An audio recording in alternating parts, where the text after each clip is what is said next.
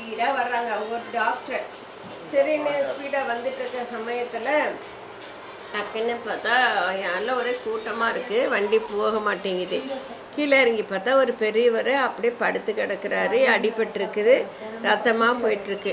அப்போ என்ன செய்கிறதுனே தெரில, எல்லோரும் முழிச்சிட்டு இருக்காங்க. இவங்க டாக்டர் ஆத்மா டக்குன்னு தூக்கிட்டு வாங்க, எல்லாம் ஹெல்ப் பண்ணுங்கள் கொஞ்சம்ட்டு மடான்னு தூக்கி போட்டுட்டு அவங்க ஆஸ்பத்திரிக்கு கொண்டு போய் ட்ரீட்மெண்ட் கொடுக்குறாங்க. ட்ரீட்மெண்ட் கொடுக்குறக்குள்ள 10 ஃபோன் உங்களுக்கு மிஸ்டு கால் வந்துகிட்டே இருக்குது. இவங்க அட்டன் பண்ணுறதே கிடையாது. அப்புறம் எல்லாம் முடிச்சுட்டு அப்புறம் வர்றாங்க. வந்துட்டு ஃபோன் எடுத்துகிட்டு சொல்கிறாங்க, வர்றேம்மா, இது வந்துட்டேம்மா, வீட்டுக்கு வர்றேம்மா, சீக்கிரம் நீ அமைதியாயிரு அப்படிங்கிறாங்க. நேராக ஒரு கல்யாண மண்டபத்துக்கு வர்றாங்க. கல்யாண மண்டபத்தில் என்ன பிரச்சனை அப்படின்னு சொன்னால், இந்த பொண்ணுக்கு அன்றைக்கி நிச்சயம் என்கேஜ்மெண்ட்டு. அப்போ என்கேஜ்மெண்ட்டுக்கு அவங்களே லேட்டாக தான் எப்படி இருக்கும், கெஸ்ட் எல்லாம் வந்து உட்காந்துட்டு. அப்புறம் உங்கள் அம்மா என்னடி இவ்வளோ நேரம் பண்ணிட்டேன், மாப்பிள்ளை வீட்டுக்காரங்கெல்லாம் வெயிட் பண்ணிகிட்ருக்காங்க, எவ்வளோ கஷ்டம் இந்த மாதிரி பண்ணிகிட்ருக்கேன்னா அவங்களுக்கு வேறு ரொம்ப கோபம்.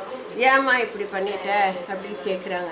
இல்லை, வரும்போது ஒரு பெரியவர் இருந்தார், அவருக்கு ரொம்ப அடிபட்டுருச்சு, அதனால் கொண்டு போய் எங்கள் ஹாஸ்பிட்டலுக்கே நான் வேலை செய்ய ஹாஸ்பிட்டலுக்கு கூட்டிகிட்டு போய் ட்ரீட்மெண்ட் கொடுத்துட்டு வந்தேன், அதனால தான் லேட் ஆகிடுச்சி அப்படின்னு அவங்களுக்கெல்லாம் கோபம். இங்கே நாங்கள் மாப்பிள்ளை வீட்டில் நாங்கள்லாம் காத்துட்ருக்கோம், உங்களுக்கு அதெல்லாம் தெரியலையா, உங்களையெல்லாம் கல்யாணம் பண்ணி நாங்கள் என்ன பண்ணுறது, இந்த மாதிரி பொறுப்பு இல்லாத பொண்ணாக இருக்கியே அப்படின்னு சொல்லிவிட்டு அவங்களாம் திட்டுறாங்க.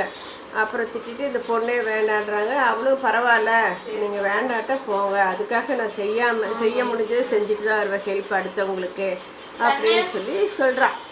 சரி அப்படின்னு சொல்லிட்டு இவங்கெல்லாம் மாப்பிள்ளை வீட்டில் கோச்சிட்டு வெளியே வர்றாங்க. வெளியே வந்தால் போலீஸ் வருது. பார்த்தையா, தேவையெல்லாம் ரொம்ப விலை கொடுத்து வாங்கிட்டேன், இனி போலீஸ் வந்து உன்னை என்கொயரி பண்ணும், இனி ஸ்டேஷனுக்கும் வீட்டுக்கும் அலைய வேண்டியது தான் அப்படின்னு சொல்லி எல்லோரும் சிரிக்கிறாங்க, திட்டுறாங்க சிலர்லாம். அப்புறம் பார்த்தா போலீஸ் மாப்பிள்ளையை அரெஸ்ட் பண்ணுது. என்ன இது, எதுக்கு இவரை அரெஸ்ட் பண்ணுறாங்க அப்படின்னு சொன்னால், அந்த பெரியவரை இடிச்சிட்டு வண்டி ஓட்டிகிட்டு வந்ததே மாப்பிள்ளை தான்.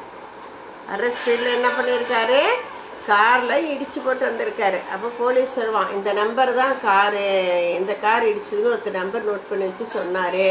பார்த்தா இது ஒரு மாப்பிள்ளை இருக்கார், நல்ல வேலை அவர் சாகலை, செத்துருந்தா அவருக்கு ஜெயில் தண்டனை தான் அப்படின்றாங்க. ஆக்சிடெண்ட் ஆனால் குற்றம் கம்மி, கொஞ்சம் ஃபைன் போட்டுட்டு ஏதோ இப்போ விட்டுருவாங்க. ஆனால் இறந்துருந்தா என்ன, அது ஜெயில் தண்டனை தானே அப்படின்னு சொல்லி சொல்கிறாங்க. அப்போ தான் உங்களுக்கெல்லாம் தெரியுது, ஓ அருமையான பொண்ணு நம்ம உதவி செஞ்சுருக்கா அப்படின்னு சொல்லிட்டு, இல்லை கல்யாணம் பண்ணிக்கலாம், நம்ம என்கேஜ்மெண்ட் செஞ்சுக்கலாம் அப்படின்னு போலீஸ்கிட்ட பேசலாம், வேறு டேட் பார்த்து வச்சுக்கலான்றாங்க. ஆனால் இந்த பொண்ணு வேண்டான்னு சொல்லிடுறா. இன்றைக்கி உங்களுக்கு காரியம் ஆதாயமாக இருக்கனால நீங்கள் இப்படி சொல்கிறீங்க. சப்போஸ் வேறு யாராக இருந்தால் உங்களுக்கு தெரிஞ்சிருக்காது.